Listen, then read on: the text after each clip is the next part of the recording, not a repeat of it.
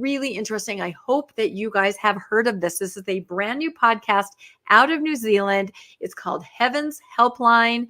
And in this particular article by the person who put the podcast together, Murray Jones, says the secret lives of Mormon bishops, lawyers, and abusers. This is a 6-part podcast, and I'm getting texts all over the place from people that have listened to this.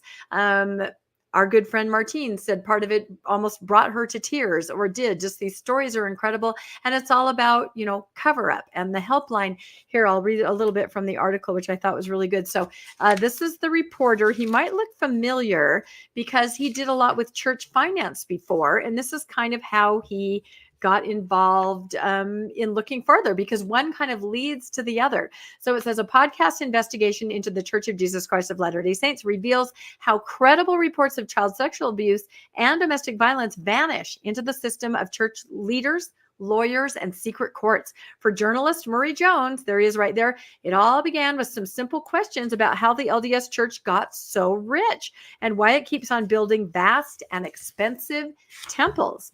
He says, you may know them as earnest young men on bikes wearing crisp white shirts and going door to door as missionaries in the suburbs. Or maybe you're familiar with the hit musical, The Book of Mormon, or the TV and social media sensation, The Secret Lives of Mormon Wives. In New Zealand, because this is where this podcast comes out of, the general impression of the Church of Jesus Christ of Latter-day Saints, commonly known as the Mormon Church, is slightly more low-key than these irreverent depictions in pop culture. They are polite, family-focused, and rather good at basketball. They're stringent about premarital sex and drinking alcohol or coffee. Sure, there was polygamy back in the early days of the church, but they don't believe in that anymore. When I, the reporter, first began looking into the Mormon Church, it was for an investigative project on one of the richest registered charities in the country. And he did it for the paper that he was working for. And the richest registered charity. That's crazy. And then he came to this conclusion. Then he says, these early questions about tithes, tax exemptions, and temples developed into a 2-year investigation and a 6-part podcast into how the LDS built a system that protects the church's wealth and reputation and helps shield sexual predators from the law. And then thank you for moving that. And then he came back to this. It left me asking, how far has the Mormon Church gone to cover up this abuse?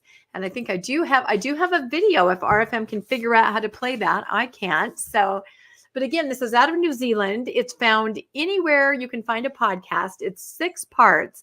And I'm telling you, the people that have been listening to it are riveted. It's really, really well done. Really well researched.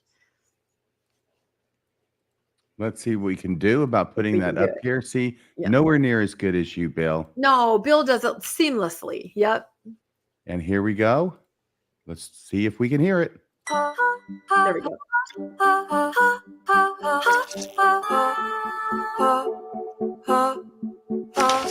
2 years ago, I began looking into the Church of Jesus Christ of Latter-day Saints, the Mormons. It started with an interest in their vast wealth, luxurious beachside apartments and opulent temples, which were built from tithing some of the poorest communities in New Zealand. If Jesus had $100 billion, what would he spend it on? But as I spoke to more and more members of the church, I was just a full-on soldier for the church. I started hearing a very different kind of story. They kept insisting that I needed to forgive him. I did what I was supposed to do. I told my bishop. A church wouldn't deliberately put a child in harm's way. I'd just tell the helpline and they can make it all go away. I'm Murray Jones, investigative reporter for the New Zealand Herald and host of Heaven's Helpline. Out now on iHeartRadio or wherever you get your podcasts.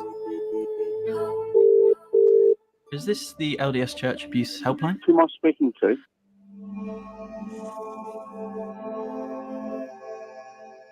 I know. So yeah, and it was asked again in the chat, where can I access this? And again, like he said, iHeartRadio, Spotify, Apple, wherever you find your podcasts, you can listen to this. This is a 6-part series. And following the money led him to, what is the money used for?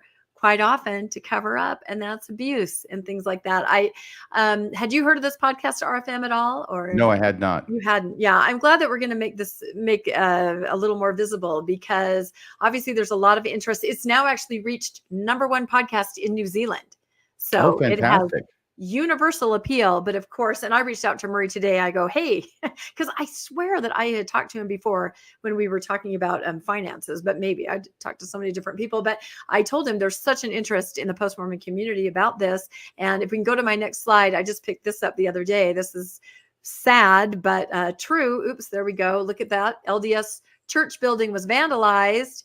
And one of the things they wrote on it was sex abuse. And so it takes a lot of anger.